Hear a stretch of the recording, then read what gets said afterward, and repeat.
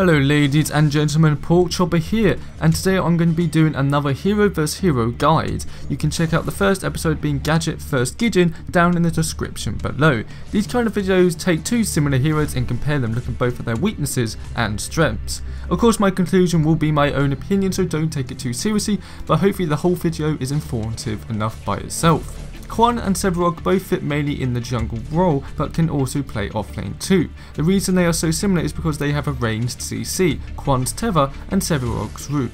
For the purpose of this video, I'm going to call both of them Roots to make it easier, even if Kwang's is a Tether whenever I'm comparing both of them together.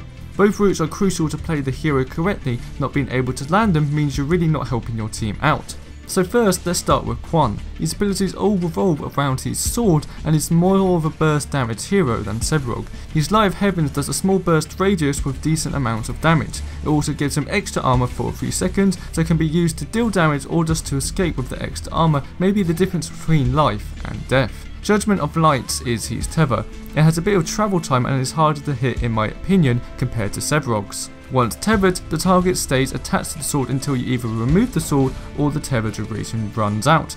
Now unlike Sevarog, once you tether an enemy you can combo very quickly doing devastating amounts of damage. All your abilities are tied to your sword, not you, remember that. Judgment of Light will do the burst damage on the sword and the tether stays, but your ultimate Fury of the Heavens will teleport you to the sword if it's not in your hands, dealing high amounts of ability damage and a slow, but the tether instantly stops. A great initiation tool once you land that very crucial tether. The tether duration itself is quite long, at 3 seconds fully maxed out. The last ability I have not covered is his passive Gift of the Heavens. The passive basically gives him lifesteal and even aurora around him, giving a lifesteal to his allies within a 2000 unit radius. The lifesteal he gives to allies is lower than what he actually gets. So to round it off with Kwang, he's more of a burst hero and harder to hit his tethers, but even more important to do so with how his kit interacts all with his sword and the damage burst potential he truly has. Now moving on to Sevarog, he's more built to be a tanky hero than a burst one. His passive helps with this a lot. To keep it simple, for every last hit he gets with an ability gives him extra ability damage to his siphon, attack and plus 3 health. Gaining specific stacks will make him gain extra bonus damage and health all the way up to 140 stacks. His siphon is decent damage, and with how low its cooldown is and mana cost, it is Sevarog's only burst ability honestly, and the main way you want to gain his stacks. Now for Sevarog's Subjugate, which is his root, it works different from Kwang's Tether.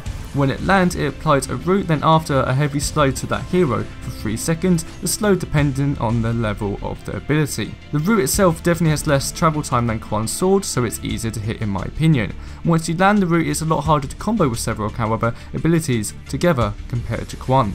A big tool in helping Sevarog get close and personal to his targets to create combos is an ability he has called Phantom Rush. It's a very simple ability where you just dash 1000 units in the direction you are facing, but what makes Sevarog so great is his ultimate Colossal Blow, being able to do big amounts of damage but more importantly push multiple enemies in the direction you are facing. Sevarog most of the time is not capable of dealing enough damage mid to late game to kill an enemy straight, so using his root and ultimate to make people out of a position for your team to take advantage of is what he's seriously good at. With his ganking also I prefer to play him in the jungle role, and I do believe he is better at it and ganking than Kwang. His skill gap is also very high. Some plays you can make on him are amazing. For example, you Phantom Rush up to an enemy then ult them back into your team.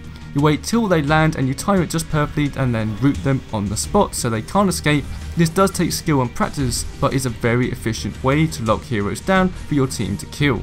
Kwang has the affinities Order and Corruption, so Corruption makes him build that ability damage and penetration and a few cards efficient to jungling, like Vampire of the Exler, Shadow Scrolls and Scourging Tails to name a few. Order can give Kwang plenty of utility and overall options. Honor the Pure is a great card and a lot of armor types that can make Kwang a devastating bruiser type hero, being able to build a bit tanky but still focusing on your damage, as without it Kwang isn't as effective as he could be. Now with Sevarog he has the affinity Corruption also and can use it for the same reasons, especially early game before Sevarog builds his usual tanky self. His other affinity is Growth, which is much more build in health and armor, with these abilities like Swift Creek Heart, Clear Heart and many armor cards like Thorned Greenweave and Spiked Boneplate. So now with that out of the way, let's look into the current meta. Right now the meta is in a new varied spot. Being tanky is worth more than it has ever been on Monolith to counter the high time to kill and CC meta. A lot of cards have gone universal, so plenty option for you to counter your opponents. Both are in very good spots right now. CC is great, which both have, but the difference is naturally Sevarog should be built more of a tank, while Kwang should be built more to do damage to make his kit worthwhile. I believe Kwang is better in the offlane, and as a jungler you do have to be more tanky than usual with the new jungle changes. This is where Sevarog shines. He's an amazing tanky initiator but struggles in the offlane because he simply can't build his stacks. And that's the biggest difference here. Kwang is more of a burst hero and Sevarog is more tanky. Who do I prefer? Well, currently it's Sevarog with his kit. In the jungle he can gain more of those stacks, and what his CC is capable of is better than Kwang's, but in the offlane I prefer Kwang, so it's more 50-50 here, but I am more a fan of Sevarog, so that's who I'm going to give it to here. But honestly both are extremely good right now in this meta. Thank you guys very much for watching the second episode, and let me know what kind of hero versus hero comparisons you want me to do next. But until then guys, I'll see you next time.